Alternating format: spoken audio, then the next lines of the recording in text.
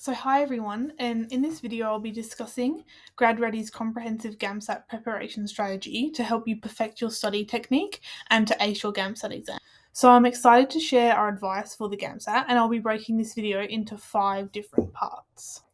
So the first part is what is the GAMSAT exam? The second part is how we're going to study for the GAMSAT exam. The third part is how long should we study for? The fourth is what are the best ways that we can improve? And then the fifth is how do you go about balancing your study, work, and with your social life as well. So the exam is split into 3 sections. So section 1 is called Reasoning in Humanities and Social Sciences, and this section requires students to answer 62 multiple choice questions in 100 minutes with 8 minutes of reading time. It requires you to assess reading comprehension ability and also your ability to apply this comprehension and understanding of the humanities. There'll be interpretation of cartoons, analysis of poetry, comprehension of extended passages from famous works of literature, and also questions relating to political understanding. Section 2 is called Written Communication, where you'll be required to write 2 essays in 60 minutes with 5 minutes of reading time. So that's pretty under a lot of time pressure in Section 2. Because you'll be given 2 sets of stimuli and there will be 5 quotes in each of those stimuli, and you're required to identify a common theme from the stimuli and then create 1 written response per stimulus set. So usually students will write 1 argumentative essay in response to 1 stimulus and then 1 creative or reflective essay for the other.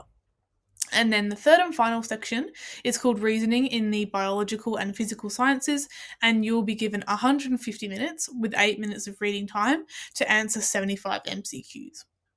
40% in this section of the questions relate to biology, 40% of the questions relate to chemistry, and the final 20% relate to physics.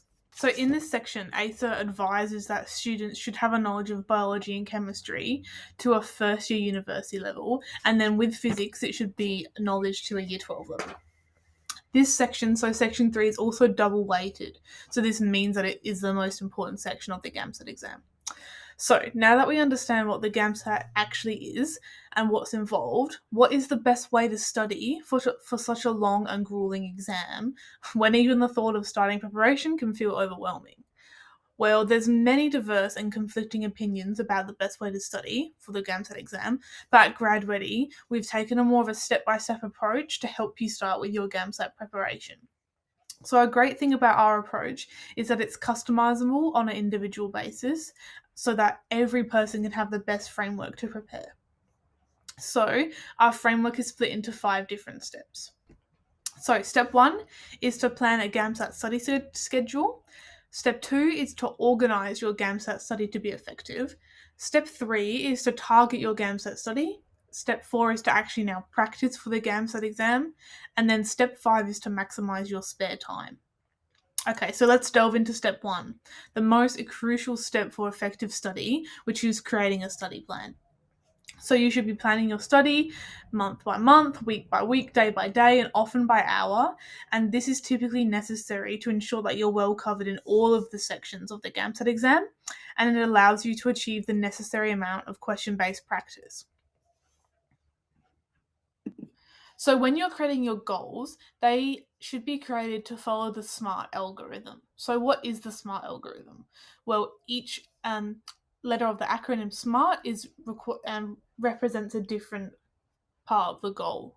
So what does the S represent? The S represents being specific about your goal. So be specific about exactly what you want to get done. Do you want to get done 30 multiple choice questions within 10 minutes? Do you want to get done 1 essay within an hour? Be specific about that. M represents it should be measurable. So where does this specific part of study end? Are you reading a certain number of pages in the textbook? Or are you reading a certain number of chapters? Or are you going to answer a certain number of questions? So it has to be measurable, because then that makes you feel like you're achieving something.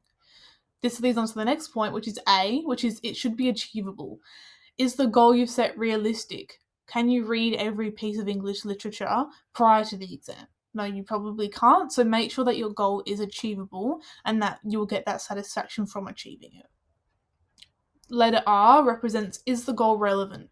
So are the readings you're doing, are the questions you're doing relevant to the GAMSAT? Are these questions that require direct knowledge recall, or are they questions that require more problem solving? Because the direct knowledge recall perhaps is not as relevant for studying. And the last point is T, which represents timely. So are these goals defined by time? Are they going to be completed by the hour, by the day, or by the week? So the reason SMART goals are really important to use is because they're a great tool to help you stay focused on what matters in your preparation and that you make real measurable progress. It's also best to plan your study routine by working backwards from when the date of the next GAMSAT exam is and place your routine information on a planner or a calendar. So the first step would be to put reminders in, so exam days in 1 week or 1 month. And you can also include other major milestones as well. And then the second step would be to set scheduled times in for study. So say Sunday afternoons or 1 weeknight per evening. And then to increase the frequency the closer you get to the exams. So even up to several hours a day of study. Something that GradReady offers is an access to a pre-prepared GAMSAT study guide, and you can access this by signing up to our free trial, where you will find a week-by-week study schedule for each section, as well as key excerpts from our over 1,200 page textbook, and you'll also get another wealth of resources as well with just this free trial. Okay, so that's how we would plan our study schedule. But if you're still feeling overwhelmed by this idea of planning a study schedule, let's move on to step 2, which will hopefully give you some useful tips on how to organise your GAMSAT study. So when you're planning the details of your study sections, it will be helpful to consider the following key points. So you should consider a start time and an end time. You should also determine when breaks are to be had, because if you're studying non-stop all day, you're going to lose productivity. So breaks are really important to schedule in. You should also write down exactly what you're going to cover in that time. So this relates to the SMARTS goal of being measurable, attainable, and specific. And then the fourth point is to write and study in a location that is associated with studying. And so I separate the area from relaxation or playing or leisure activities. So studying in bed, as we all know, is a poor idea because being in bed is associated with being asleep. So leading on to the point that I just brought up before, a common belief is that the longer you study for, the more that you'll cover, and therefore you're being more efficient. But that's not true. So it's actually a fact that the more likely you are to absorb information more effectively in the long term is if you take breaks every 45 minutes. So there just can be small breaks, but it's important that you take them every 45 minutes because breaking up your study can restore your mental energy. Another tip is to study at the same time each day because you can start to establish a consistent routine. And routines are really important in times of high stress because it eliminates the uncertainty of how your day is going to go. And it also trains your brain to concentrate better between these times because your brain is used to those times. Another useful tool is to write down your goals using the SMART algorithm at the beginning of each day. And so as you sit down in each session, write down exactly what you want to achieve in that time. So for example, complete 30 section 3 MCQs. So because the key to making your skill successful is to be realistic. Don't try and be ambitious. If you have heaps to do, don't rush it. Just take a bit more time to do it. Okay, so now we have an idea of how to most effectively organise and plan our study routine. Perhaps the most difficult question is, what should you actually study? So you should be familiar with each of the sections of the GAMSAT and work out where your strengths and weaknesses lie. So, as I mentioned before, GAMSAT has a week-by-week study schedule for each individual section to help you plan out your preparation with schedules for 3 months and 2 months of study. So you can access this through our website. So by this point, you should know what, when, and how to study, so now the actual practicing begins. Practicing GAMSAT style questions is a vital component of GAMSAT study, because remember, the GAMSAT exam tests your reasoning and problem solving skills rather than your ability to recall content. So practicing GAMSAT style questions is often the best use of your time as it helps you to develop problem solving techniques and familiarize yourself with the style of questions that will be used in the GAMSAT. So you should find as many practice resources as possible, including MCQs and also essay stimuli. You can find these practice tests through Google or use materials from GAMSAT preparation courses like us at GradReady. And then you should also save and use ACE's practice exams as the final step of your preparation, so closer towards the exam date. And also towards the date of your exam, you should be practicing under exam conditions. So you should be timing yourself. Don't do this towards the beginning of your preparation though, because you might actually demotivate yourself. Because, first of all, it's important to build up that familiarity with the questions and content. If you go straight into being timed without actually understanding the content, then of course you're going to be slower. So don't demotivate yourself like that. So as you start to get more comfortable with the question styles and the content, then you can begin to apply the time pressure. So for example, writing essays under time conditions and answering a certain amount of multiple choice in a certain amount of time. So as part of our courses at GradReady, we focus on this vital first step of guiding you to develop tried and tested MCQ and exam strategies, and then we build up your stamina through our online intelligent MCQ bank and also practice essays and exams. So you should also reflect and assess your progress with your essays and your MCQs.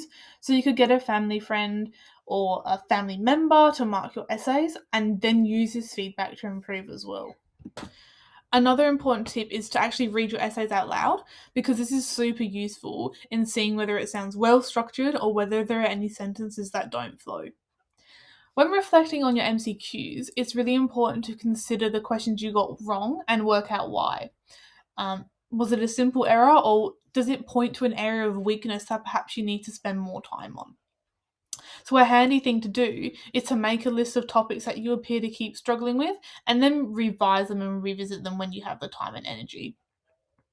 So our MCQ bank at GradReady is designed to help you with this analysis process and to analyze your performance, because we have this technology that allows us to do that. So our online system allows you to track your performance across 43 subcategories of MCQs to help you identify with your strengths and weaknesses.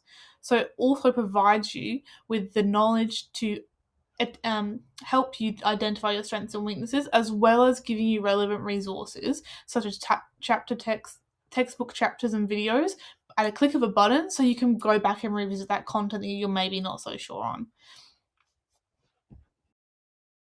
And the last step of our GAMSAT preparation framework is step 5, which is to maximize your spare time. So this is an important consideration because you want to try and use all of your time effectively. So for example, have you got half an hour spare on the train on your way to uni? Well, then you can use this time to practice your reading, because reading is one of the easiest ways to maximize your spare time because you can do it anywhere and at any time. So many students who are from a dominantly science-based background can find the humanities section, so section 1 and 2, particularly difficult because they focus on very broad ideas in the humanities. So if you've got a little bit of spare time, you could use this to read poetry, opinion pieces, scientific journals, political analysis, or novels, because these will all be extremely helpful. Reading also improves your vocabulary, increases your awareness of socioeconomic and political issues, and also helps you to foster more creativity for your essay writing in section 2. So some good sources that you could use to increase your political awareness and accessing news are through the Conversation website, the Economist website, the Ethics Centre website, the Guardian website, the Independent website, and the Atlantic website. So really anything that will broaden your horizons is useful. However, this is the important point as well. You need to make sure that you're actively reading, analysing the author's view and forming your own opinion, rather than just reading passively and half-heartedly. The main idea behind maximising your spare time is to incorporate study into your daily routine. So read the paper with breakfast, read blogs at lunch instead of scrolling on TikTok. Or another tip is to actually follow newspapers and websites and other sources of information on Instagram, Facebook, and TikTok. So these posts will pop up in your newsfeed, prompting you to read even when you're procrastinating. Another helpful thing with GradReady is you can learn on the go with our website, because our newly updated online learning management system is mobile friendly. Okay, so now you have a foolproof technique for tackling the GAMSAT exam through studying. Let's discuss a few common concerns that students often have, such as how hard is it? Do I actually need to study? How long should I be studying for? And what are the best ways to improve? So let's start with the most common question. about any exam or any test that's ever been taken in the world. How hard is it? So this is the most consistently voiced difficulty is actually time pressure. So not so much the content of the exam itself, but how long you have to complete the sections of the exam. So this is why it's really, really important for you to start practicing under timed conditions so that you can improve your time management skills. So in total, the exam runs for 5 hours and 15 minutes. But in each section, a lot of students struggle to answer all of the questions. This is because the GAMSAT exam asks students to utilize complex thinking and perform problem solving skills in a very short amount of time. And this is what makes it vastly different to other exams and is the biggest factor that makes it difficult, as well as the time restrictions. So now moving on to, do I actually need to study? Because I know a lot of students have strong backgrounds in the sciences and think that maybe studying for the GAMSAT isn't overly that important, and if they don't have the time to do it, they might sort of put it to the side. However, there is reviews that do show studying for anything, and especially the GAMSAT, is super important. So there is one particular review with over 50 studies with more than 130,000 participants, and the answer from that is a resounding yes. So preparation for any sort of test works, and preparation courses are especially helpful. There is no reason to believe that the GAMSAT exam will be any exception. So there's two main benefits of test preparation, according to a Harvard Business article. Number one is that it decreases anxiety because more trial runs means that you're more confident when you actually take the exam because it's more familiar. Number two is that practicing test taking strategies, such as skipping and revisiting difficult questions, mean they'll come more naturally under pressure. So, in terms of GradReady's preparation courses, they have three main benefits. The first is that GradReady has an extensive set of technology which enables you to have the most efficient way to identify areas that you need to improve on. GradReady's large MCQ bank and number of online exams also allows you to be completely familiar with the test and work on your weaknesses. The third benefit from the GradReady's preparation courses is that you can benefit hugely from the insights of our experienced GAMSAT tutors who all scored well in the GAMSAT exam themselves. So while there's no substitute for hard work, our experiences have taught us that most students can work smarter, both in terms of how to study and also approaching the GAMSAT questions. So you can also check on our website to see student testimonials and our student results over the last 8 years to see why our students do so well. Okay, so obviously having experience in undergraduate science is useful for the GAMSAT, especially for Section 3. However, you don't actually need to have an undergraduate degree in the sciences to do well in Section 3. This is again because the GAMSAT exam is not designed to test your ability to recall information, but you have to use appropriate skills that are conducive to pursuing a medical degree to help you answer the questions. Also, most medical schools have actually removed the prerequisite for graduate entry medicine of having an undergraduate degree in science. So now all sorts of undergraduate degrees and backgrounds are welcome because this has the goal of creating a more diverse medical workforce. The exception among this is the University of Queensland within the Australian graduate entry medical schools. But this being said, a basic familiarity with science fundamentals and understanding the scientific method will be very helpful to help you engage with the content and ideas presented to you in Section 3, and it will also help you to make more reasonable scientific judgments of the questions. For students with pure science backgrounds, while it is true that you may already have a firm grasp on the basic fundamentals needed for Section 3, there's no guarantee that you will do well in this section. In many ways, your scientific knowledge is kind of double-edged. It will give you a great grasp on scientific content, but the knowledge can sort of hinder your ability to assess the questions in the exam in an unbiased fashion. You'll have a tendency or an instinct to answer every question in a manner similar to how you've already approached questions in previous science exams, and also the expectation that this is your bread and butter section might also do you over a little bit. So overall, the message for section 3 is to treat it as its own separate entity. Don't be deciding if you've done no science, and don't be too dismissive if you've done a lot of science. Okay, so now that you understand that no matter your background, it's really important to study for the GAMSAT, how long should you actually dedicate to studying for it? So this is a really complex question, which is obviously different for each individual. So it's recommended that you start your GramSat prep early in order to give you that time to identify your weaknesses. So this means that you'll have enough time to improve them. But nevertheless, like I said, it's a diverse test, and even biomedical undergrads and science undergrads should start studying early. So overall, as a rule, we sort of recommend that you start studying 6 months prior to the GAMSAT exam. And the reason for this is that you don't know what you'll need to work on until you start to plan your preparation for the exam. So 6 months should be enough time for you to work on your weaknesses without suffering from preparation fatigue. So even starting with 1 to 2 hours a week early on can make a huge difference in the long run. So what if you've made more of a last minute decision to sit the GAMSAT exam, or you don't have the luxury of time? That's also okay. If you only find yourself having a couple of weeks to prepare, there are some strategies that can help you streamline your preparation and make sure that you're only studying the most high yield content. So first of all, remember that the GAMSAT exam is moving away from memorization. This means that spending your limited amount of time in the textbooks is not going to be very helpful. Instead, you should focus most of your time on completing practice MCQs to pick up on patterns and general problem solving skills. And then once you've done a couple of those practice papers, try and identify those areas of weaknesses.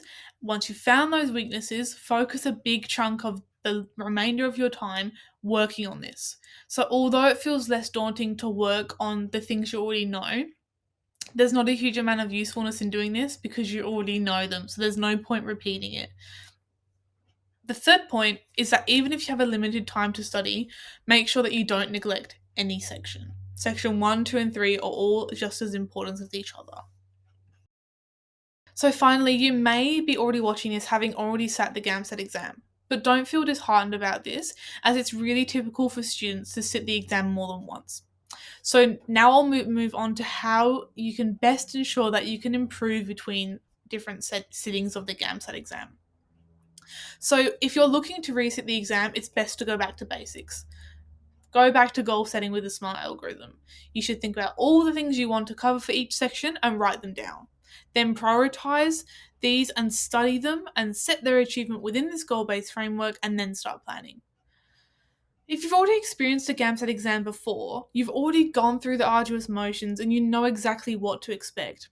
So strong self-care, planning, and effective goal setting are crucial. You also have a major advantage in already being there before. So one of the best ways to improve is that you make sure to dedicate time to all sections, like I've said before in this video. A common error that students make is to focus all of their energy on 1 or 2 sections, hoping this will outweigh any deficits in the other sections. So while the overall GAMSAT score is calculated with section 3 doubly weighted, some universities actually use an average GAMSAT score in which each section is equally weighted. So the University of Sydney also ranks students by each section separately. So therefore, to maximise your chances of success, you need to work on every section of the exam, because this will give you a strong average score and overall score. Furthermore, many universities actually require a score of 50 in each section as a minimum to even be eligible for the interview selection. So you don't want to place yourself in a situation where you do really, really well in 2 sections only to score under 50 in 1 section, as this will render you ineligible. So you're unable to mix and match scores across different sittings, so your high performance in all the other sections will be invalidated. There are nuances to each section, and it's really important that you have a good grasp of what each section will look like and what's expected of you. Thank you for sticking around this far into the video. I would like to end on one final point. How is it possible to balance working full-time and studying for the GAMSAT exam? Because I know this is a common concern that a lot of our students have. It mainly comes down to being organised and motivated. Like we started off at the beginning of the video, the secret is planning. So make sure to use the tips around organising and planning that I shared with you at the beginning of the video. But if you are in this current situation currently, I've got some more useful tips that might be helpful for you. So firstly, figure out your non-negotiable commitments and then plan around them.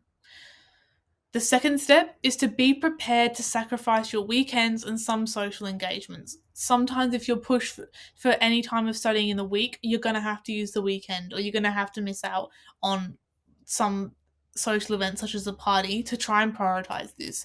The GAMSAT exam is a lot of money and a lot of time commitment, so in the long run, it is worth to miss out on some social engagements. The third step is to start big and set up a monthly planner and populate it with landmarks. And then the fourth step is to think small. Get into a weekly routine that takes all of your activities into account. Set aside a day for timed essay writing and use weeknights for revision and MCQ blocks. Divide your time according to your strengths and weaknesses. Step 5 is to plan your approach for each subject area and work it into the study plan that you've developed. Step 6 is mix it up. Don't just study one subject area or you'll start to lose focus and concentration, and the amount of time you spend studying is not going to be efficient because you're not going to absorb that information. Step 7 is be realistic. Remember to keep your goals smart. There's no point really pushing yourself to achieve a certain goal, and because if you don't get there, you're going to find that you're getting demotivated and you're not going to want to keep studying. So be realistic with your goals and reward yourself for achieving them. That's really another important point. Tip number 8 is to track your progress through your understanding of concepts, time management, and the weighting of your scores. Point number 9 is that practice tests will vary in their difficulty, so don't get too bogged down in your actual marks. Just sort of it gives you a gauge of how well you're going, but don't worry about the actual raw numbers. Step 10 and tip 10 is to accept that you're going to have strengths and weaknesses. Try to prevent your weaknesses from being your Achilles heel, but don't be too disheartened if you never actually master physics. Tip number 11 is to arrange leave. If you can, get some leave approved for the week or two before the GAMSAT exam. You're under no obligation to tell your employer what you're doing, but having that time dedicated for the GAMSAT exam study without work and without any other distractions can really be a lifesaver, as it will just settle the mind and it gives you that space in your head that you know, okay, I've got this time set just for GAMSAT study. I've got to worry about nothing else. So one of the most important areas in preparing for the GAMSAT exam that people often forget is looking after yourself. It can often feel really overwhelming, but it's important that you practice self-care physically, emotionally, and mentally. So you need to maintain your connections through text messages, face-to-face contact with friends and family.